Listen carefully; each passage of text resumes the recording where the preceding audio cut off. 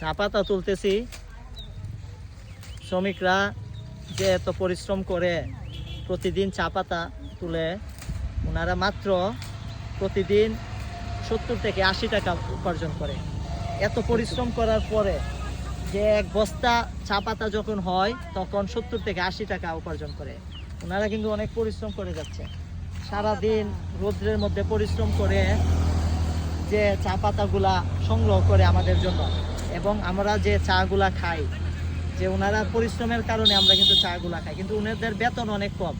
তো আমি যারা উপরে লেভেলে আছে, যারা চা বাগানের দায়িত্বে আছে, তাদেরকে একটু অনুরোধ করে বলবো যে শ্রমিকদের একটু বেতন বাড়িয়ে দিবেন, কারণ ওনারা যে পরিশ্রম করে অনেক আমাদের জন্য যে চা সংগ্রহ করতেছেন, ওনাদের বেতন যদি বাড়িয়ে দিতে পারেন তাহলে ওনাদের বউ বাচ্চারা যারা আছে সুন্দরভাবে চলতে পারবে। যারা যারা ভিডিওটি দেখছেন অবশ্যই শেয়ার করে দিবেন।